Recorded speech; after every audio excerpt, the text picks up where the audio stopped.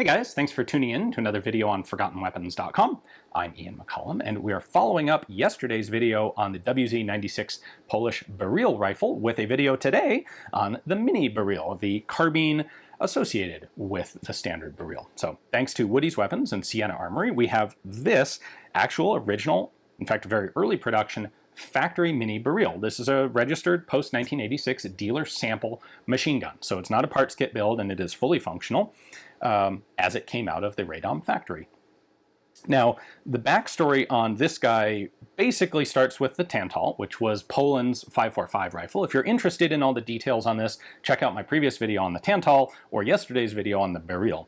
But essentially, in 1991, there was a work in progress to develop a 5.56 version, carbine version of the Tantal, and that was the WZ-91 Onyx. That project never came to completion, or didn't initially come to completion. It was kind of sidelined. When Poland came back, really with its NATO membership assured and started developing a 5.56 infantry rifle, they pulled this project off the shelf, and the result was the WZ-96 Beryl. Now, they completed the carbine version at the same time, but it really wasn't produced for almost a decade in serious quantities. The Army was much more concerned with the standard rifles. This is a specialist's weapon, and there weren't major purchases of them. So this early version has a number of things different on it than a Mini-Beryl that would be more typically seen in military service today. Now, a couple things before we look at it closely. It shares basically the entire standard mechanism with the regular Beryl, and it is probably the only mini AK that is actually technically capable and set up to fire rifle grenades. So let's take a closer look.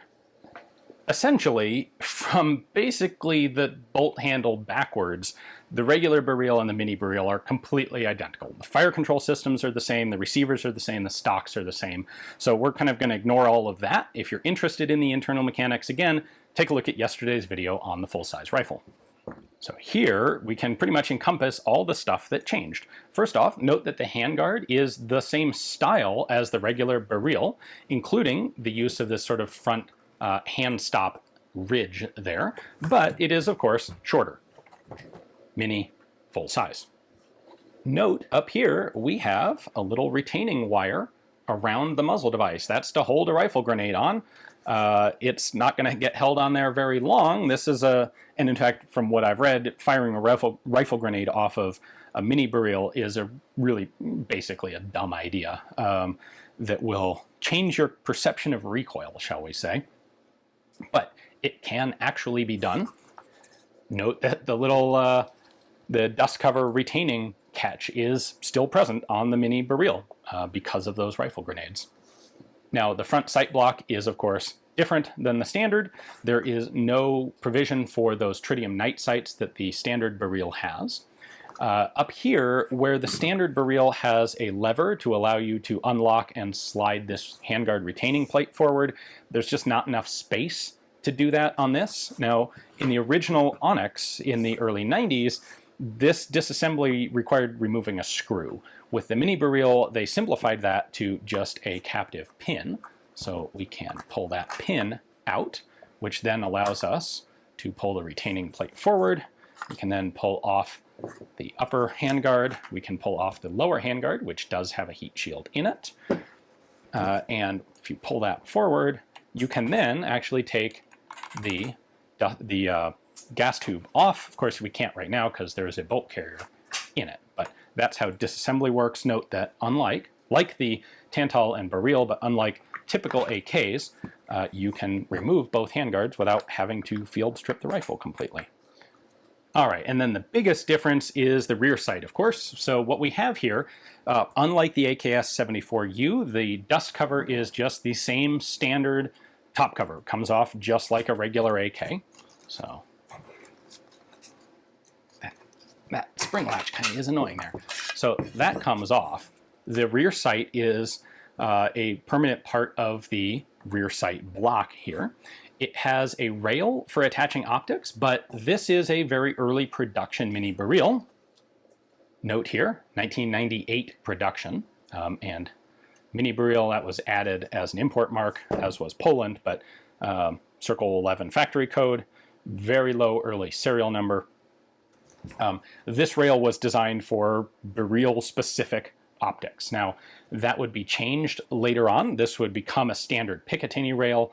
We'll talk about actual purchase and production of the Mini-Beryl a little bit later. But the iron sights were initially a short-range notch and a long-range notch that you can just flip between.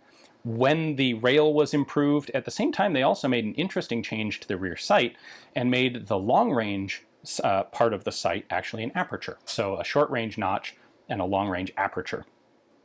Not that I'm think you'd really be using that 400-yard or 400-meter sight in any form, but it is there.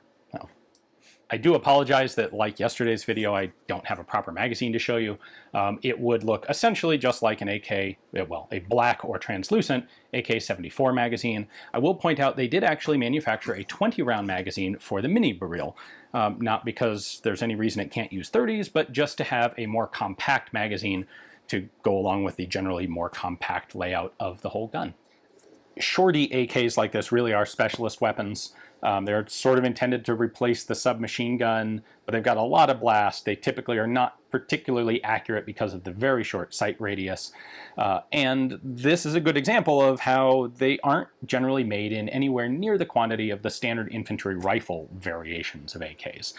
In fact, the first substantial order for the Mini-Beryl didn't come until 2004, and that was on behalf of the Polish military police. So, sort of a specialist organization. They need a light, compact, handy rifle much more than they need a rifle that they're actually going to use every day. And so they ordered these. Now, by 2004, a bunch of these midlife upgrades were already being made to the gun, so what they got isn't quite this configuration. But it is a very cool little carbine to take a look at. Hopefully you guys enjoyed the video. Thanks for watching.